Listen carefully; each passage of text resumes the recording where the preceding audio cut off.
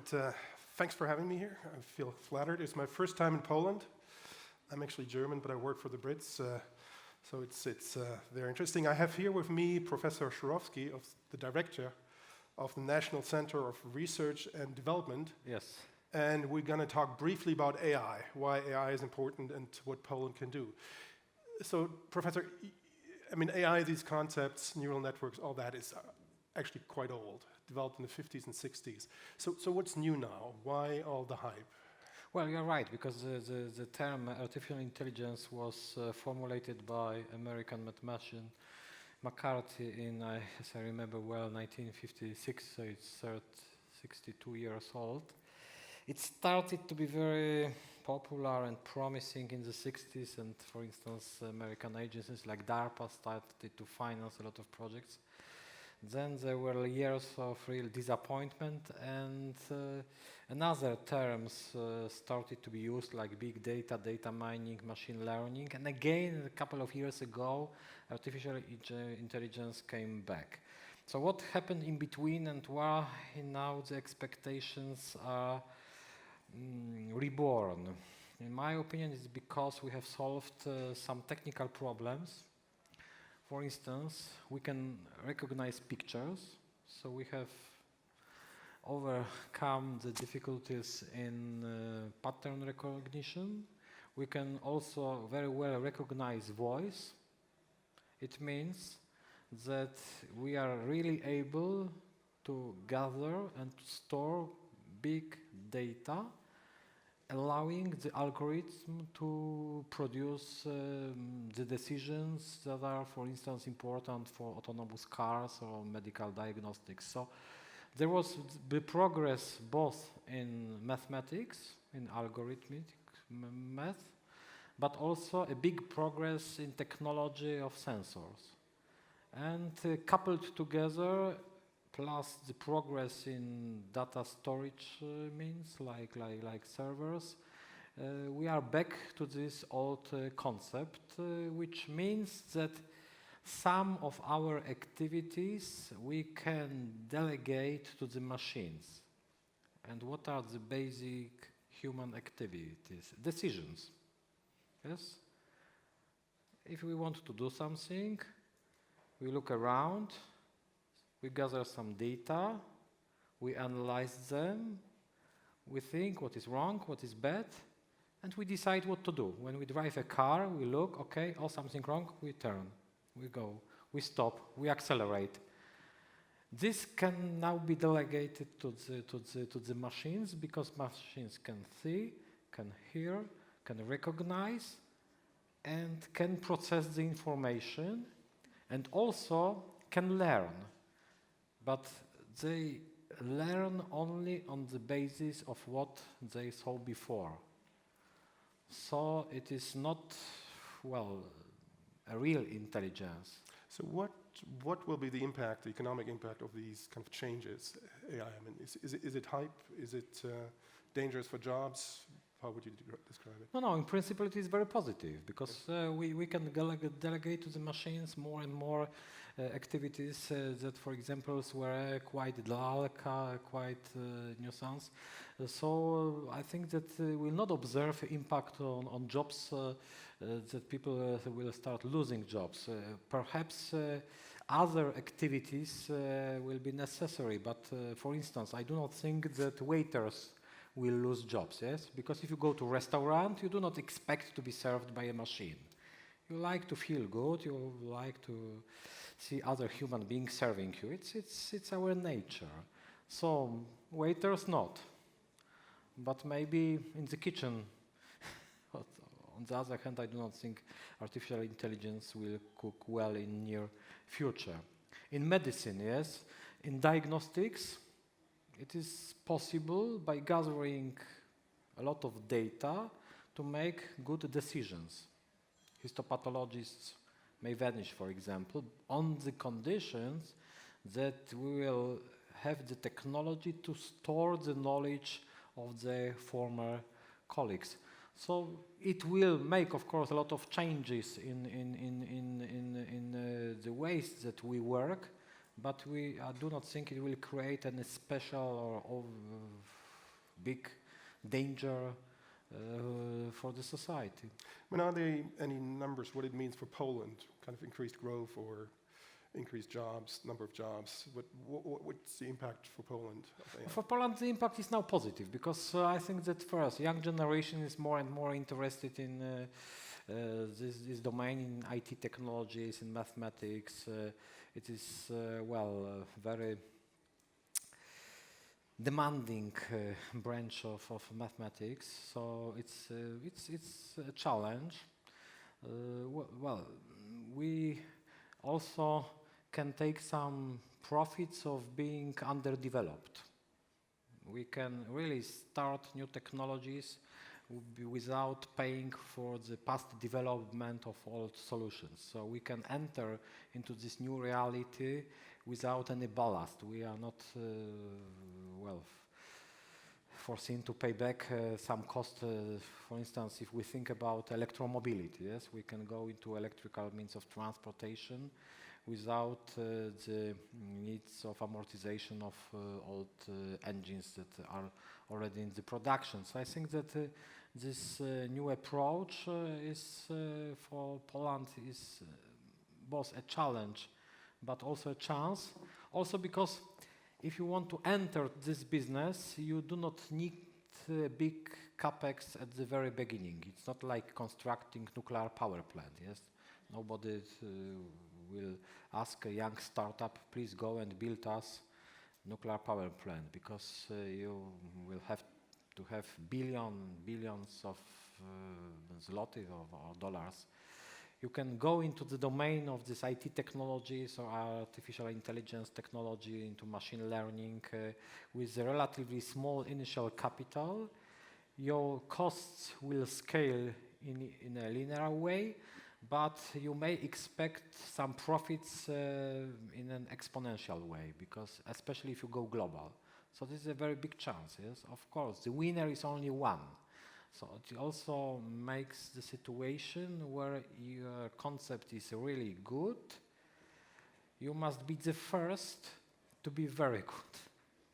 The position of the second or third is not so comfortable, because the first takes almost all the market, like Google took, and the second or the third in line has to cover very similar costs, but the profits are much less or lower. But you so you So said the danger is that you may invest a lot of effort and finally not being paid back. But that is the risk, and the risk is high. The payback function is also very high. So where do you see kind of the Poland play a role? Where you kind of put yourself in this new market? I mean, there's lots of countries now trying to find their place Yes. in AI. So what's the thinking here? Well, I think that to be efficient in this AI, we have to fulfill three conditions. One is we have a good concept of data storage, yes? So we may make some choice of some branches or domains like medicine, like for example agriculture, like energy, and decide, okay, we will now digitalize all the data coming from medical diagnostics in, for instance, radiography or dermatology or histopathology. So data storage, it should be started. Later, we can start financing some basic research with respect to algorithms. It is not possible to develop this AI without good neural networks.